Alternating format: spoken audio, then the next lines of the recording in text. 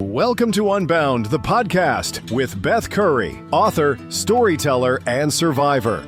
This is where books meet real life, where Beth reads chapters from her work and breaks free from the traditional audiobook format, diving deeper into the personal experiences, lessons, and liberation behind every page. Nothing is off limits. Let's get unbound.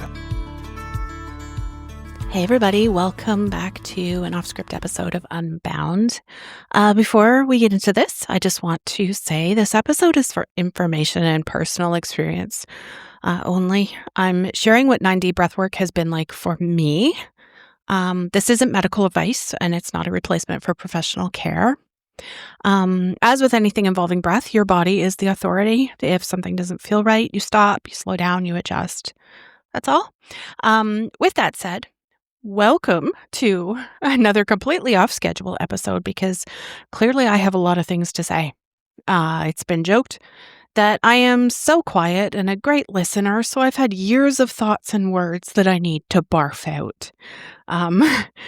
So grab your coffee, tea, water, mimosa, fireball, whatever your morning situation is, and hang out with me for a few minutes. I just wanted to take some time today, taking advantage of some studio time, to circle back to something that I talked about earlier this month during an off-script episode with Nate. We kind of touched on or introduced 9D breathwork and our experiences, and I honestly didn't expect the volume of questions that came in afterward. A lot of them were thoughtful, a lot of them were cautious, of course, and a lot of them had the same underlying tone, which was, this sounds interesting, but I'm not sure I trust myself to do it right. So this episode is just kind of a casual morning chat, no hype, no sales pitch. I'm not selling shit. Just me explaining what it's been like for me and how I actually use it, and answering the questions that both of us keep seeing over and over. Okay. So first, I want to share something personal that kind of ties into why I value experiences like 9D breathwork so much. Why I approach life and healing and even breathing itself with such intentionality. It's a wild thing to me because this came back into the forefront of my thinking after Facebook's algorithm decided to hijack my brain again and showed me something that was basically a modern day version of the start of my life. So I was born in 1975, and when my mom got pregnant, she had an IUD in place. And she still got pregnant with me, and I survived. And yep, she taped that bad boy into my baby book right next to my little hospital bracelet that was made out of those little beads. I don't know if you're familiar with those. Statistically, pregnancies occurring with an IUD in place are rare, and surviving that pregnancy and being carried to term and then being born healthy and whole, that's even rarer. It's the kind of thing that makes you pause and really think about the fragility, the randomness, I guess, the preciousness of life, if I can be cheesy there for a second. I've thought a lot about this over the years. The odds of me being here at all are incredibly low, and yet here I am, annoying you all. That, though, gives me a very tangible sense of gratitude and awe, I guess. Survival didn't stop at birth for me, though, and I think it's important context for understanding why practices like breathwork matter so much to me now. I survived trauma. I survived being bullied as a kid, becoming a bully myself, survived teenage years filled with abuse and violence and loss, that I kept hidden from everyone who loved me. Well, most everyone. I survived losing people. I survived mental health issues. I survived gaining hundreds of pounds as a way to armor myself against, the world when it felt kind of too dangerous to exist in for me without what I thought was protection. I survived food addiction. I survived suicidal ideation. I survived Googling ways to end my life when the weight of everything I was carrying just got to be too much for me. And somehow I kept fighting, even when I didn't want to, even when staying alive felt harder than not, even when I couldn't see a way forward. I fought, not always gracefully, not always in ways I'm proud of, but I fought and I didn't give up, and I'm here. Um, Against incredibly unlikely odds from the very beginning, and against increasingly difficult odds as life kind of unfolded for me, I'm still here. Um, so that shapes everything about how I approach healing now. It shapes how I think about my body and my breath and my voice and just my overall presence in this world. Um, I didn't survive all that just to keep hiding, and to keep staying small and to keep holding my breath and waiting for permission to exist fully on this planet with the rest of you. Experiences like 9D breathwork aren't just about relaxation or floating sensations for me. They're about honoring the fact that I'm alive, that my body kept me alive through things that probably should have destroyed me.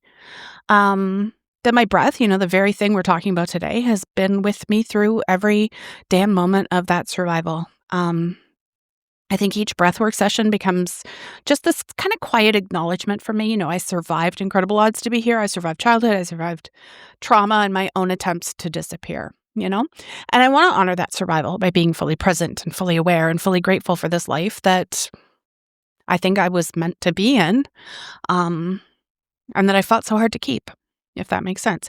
So when you understand that context and understand that being here at all feels like a friggin' miracle and a battle and a gift all at once, practices like breathwork take on a different meaning.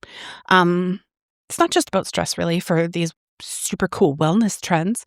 For me, it's about reconnecting with the body that saved me, the breath that sustained me, the life that persisted even when everything else was just falling apart. So that's why I do this work, and that's why I share it, and that's why I value these practices so deeply, because I know what it's like to barely be here, and I know what it's like to fight your way back to wanting to be here. And breathwork, intentional, conscious, connected breathing, it's kind of been part of that journey back to myself. And I'm grateful that I was dragged lovingly into it, as you may recall me saying. So at its most basic level, 9D breathwork is a guided breathwork experience that combines music and layered sound and spoken guidance. And I want to emphasize the word guided because that seems to calm people down immediately, with all the questions and stuff. You're not just pressing play and hoping that your body figures it out. You're being told what to do and when to do it and what's coming next. If you've ever avoided breath work because it felt vague or intimidating, this is very different. You're supported the whole time. There's no performance aspect. There's no gold star for being the best breather in the room or anything like that. So the most common question that I got was, do I need a facilitator? Do you need a facilitator? No. Honestly, no, you don't. For the most control and support, yes, a facilitator can be helpful for sure, especially if you're brand new or you like having someone physically present with you, but you absolutely do not need one for this to be effective. And you don't need to do, any of those group sessions that are offered and stuff. Now, Nate and I, we were talking, I don't think this made it into the final edit of the podcast, but there are no facilitators where Nate lives. Which is why he's training to become one. He's decided that he wants to kind of share this with people on his little island in the sun. Where I live, there are facilitators, and I've worked with them, but I've also found that doing this on my own has been just as powerful. So take it from someone who's tried both sides of it. If you're listening and thinking, I don't have access to anyone near me, this does not disqualify you at all. So I also want to touch on the part that tends to make people nervous, and that's the breathing fast part. Yeah, I've seen messages like, I'm worried I'll hyperventilate, valid, or what if I can't keep up, that kind of stuff. What I need you to know is that you are in full control the entire time. So the first part of the session uses deep diaphragmatic breathing in and out through the mouth. And yes, it's faster than normal breathing. So it can sound and feel a bit intimidating. When I first started, I did it as fast as I could comfortably manage. I wasn't always on cue. Sometimes I was right on pace. Sometimes I was not even close. And that's fine. You're also explicitly allowed, to switch to breathing through your nose if you need to, if that feels more comfortable to you or it feels safer to you. The second part involves longer breath holds. And this is where a lot of people kind of freak out and think there's no way I can do that. So when I was getting used to it, I couldn't hold my breath for the full length. So sometimes I'd release just a tiny bit of air and then continue holding. Other times I'd release air and then bring more in once I felt like I could, and then hold the full, lung capacity. It still counts. It all counts. But I did make it a little personal challenge to see if I could hold just a bit longer each time, not in a pushy way, but more in a curious way. And interestingly, it was usually during those breath holds that I felt the floating sensation, saw colors, or felt very expansive. And some people might think, well, yeah, you're about to friggin' pass out. But no, it's not like that at all. I've passed out a lot in life, and it's not like that at all. Everything about it felt controlled. Nothing felt forced at all. And something else too, after years of holding my breath metaphorically, that secret stuff and staying quiet, there's something incredibly powerful about choosing to hold my breath and then choosing to release it.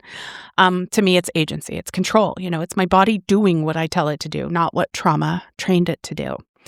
And that matters more than I can explain, I think.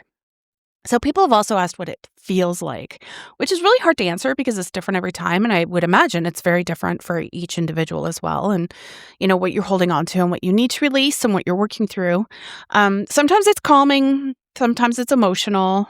Sometimes it's almost meditative, Sometimes it's very physical. But both Nate and I shared how, we went through the whole range of emotions during some sessions, and both of us cried, and sometimes there's laughter and yelling, and just it's release, right?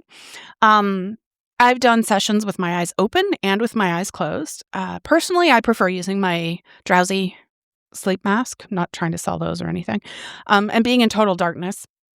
That said, though, there's no rule here. You're not doing it wrong if you peek or you adjust or you find that your eyes are wide open and there's nothing you can do to close them. Like, whatever, it's fine. The goal isn't really to chase a specific experience. It's just to let your nervous system do what your nervous system needs to do. And for those of us who've spent years with our nervous system stuck in survival mode, this practice can be incredibly healing. It's kind of teaching your body that it's safe to let go. And it's safe to be present, and it's safe to just breathe, if that makes sense. So, if you're doing this without a facilitator, your environment also matters more than you think. For me, the strongest experiences came from going almost full sensory deprivation. Cool room, no blankets, so I almost feel a chill in my bones. Dark space, no distractions. And this is also important. Non-negotiable, you have to use headphones or earbuds. It will not work through a speaker. The layered sound design is a huge part of the experience. When external input drops away, your body can actually engage with what's happening internally. For someone like me, I spent decades trying to disconnect from my body because it held too much pain. Creating this space to reconnect safely has been transformative for sure. You don't need to jump into a long session right away. I personally start many of my mornings with the short 15-minute sample session that I'm able to share. I finally got permission to share this. More on that in a minute. It's enough to get grounded, clear my head, kind of set the tone for the day. The short session is something I use regularly, especially when time or even energy is limited. I'll put all the info in the show notes, though. And then 2 to 4 times a week, I do the full 75-minute session. The longer session is a very different experience. It's deeper, it's much more immersive, and something I intentionally make space for rather than squeeze it in. You don't have to choose one or the other. They serve different purposes, and I've found that mixing the short with a few longer ones each week really works well for me. Again, all the details and links are in the show notes. So, if you've been curious but hesitant, here's what I want to leave you with. You are safe and you are guided and you are always in control. You don't have to be good at breathing. Something we all do all day long, every day, awake, asleep, whatever. It's kind of wild how, you kind of take control of that and you're actually doing something intentionally. You don't have to keep up perfectly. You don't have to push. You just have to be willing to try if you want to try it. So, yeah. I survived against incredible odds, from conception through childhood, trauma, everything that tried to break me. My body kept me alive through all of it. And now I'm learning to honor that, to just kind of reconnect with it. Thank you for fighting so hard to keep me here. Breathwork is part of that gratitude practice for me, It's part of choosing to be fully alive. Fully. If you decide to explore it, grab your headphones, create a quiet space, and meet yourself exactly where you are that particular day. And if more questions come up, I'm always happy to keep talking about it. We're in the Facebook group, so that's where I am. Thanks for spending part of your morning with me, and I will see you next time. Thanks for listening to Unbound with Beth Curry. Join the conversation in the Facebook group or visit authorbethcurry.com. Want to support the show? Head to ko-fi.com/unbound podcast. Until next time, stay unbound.